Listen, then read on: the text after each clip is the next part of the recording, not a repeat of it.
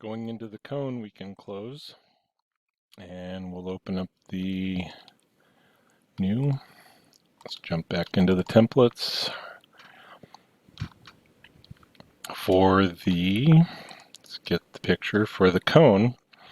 We're looking at a revolve, and whenever we do revolve, we're going to cut this shape in half and then quarter it, and that's going to allow us to create the shape. So here we need a triangle, but we need a right triangle to represent the quarter.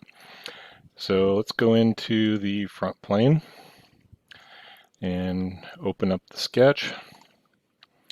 We'll go with line and 2 inches, and if we stay with the 1 inch, okay, so in that case I missed. We'll double click on it, go to 1 inch, let it update.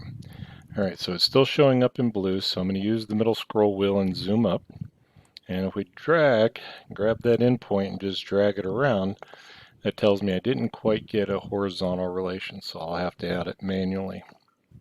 Come over to the side and click on horizontal, or if you have the pop-up, then you'll be able to see the horizontal symbol, and if you hover over it, it'll give you the tooltip. L on the keyboard, looking for that endpoint, and the little yellow dot to the other little yellow dot. Don't care about the dimension because it's calculating it for me. All right, so we're going to do this without the center line, and then we'll go back and use the center line. So if I do the revolve boss base and select the line that I want to revolve around, I did this before where we select each of them. Got kind of the spinny top and then the flat disc and more of the cone. Okay. If I go back into the sketch, create a center line, so just doing the pull down. So center line and for construction mean the same thing. And I want it to be vertical, and typically I will use infinite length. And I'm just looking for that snap. I'm still in the isometric, so I'm looking for that snap to put it on the origin. It shows up in blue, but when I drag off, it doesn't move, and then it goes fully defined. So it's done that for a long time, still not sure what it's looking for, but I know I got it there. We go back into the features and do the revolve boss base. It sees that center line, makes the correct assumption that I want to revolve around it, and then we go ahead and complete. All right, so this is going to be a Control S, and we'll make this the cone 2. All right, and then let's see, we need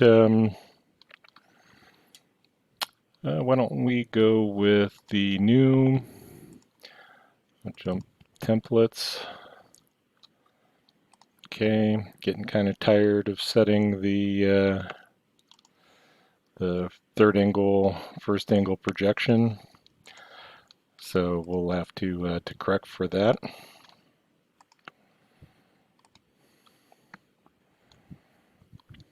Okay, going into the properties, setting it to first angle.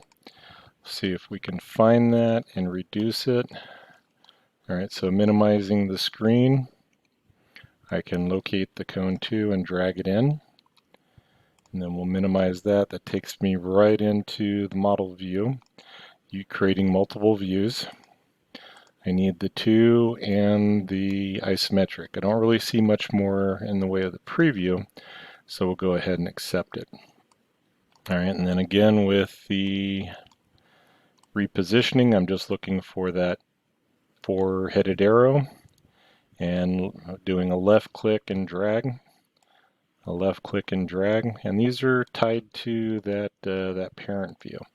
So we haven't had to move those around too much, but when you highlight it, see if we go over that again, when you hover over the view, it goes to orange, and when you select it, then it goes to your selection color. Since that's the parent view and these are linked back to that parent view, then when I go find the rotate view On the heads-up display, we'll try 90 degrees and apply. It's always going to warn you that it's going to delete. Rotate center marks. All right, and then if we go 180, it's pretty much going to come back around. And then to 270. And apply. All right, so that gives me to where I'm technically looking at the center. This would be the peak. There's really not that much difference in the views, but there is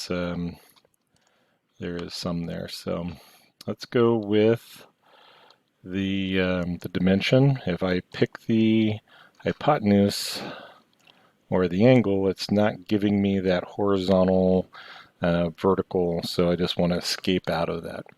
We'll come back and pick the base, find the point, and then that'll give us the overall.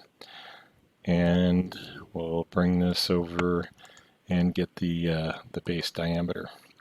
So let's say I wanted to add a center line here, and I'm looking for that in the annotations, and we can add center marks and center line. In this drawing template, adding the center marks to the circles back over here in the options is already turned on.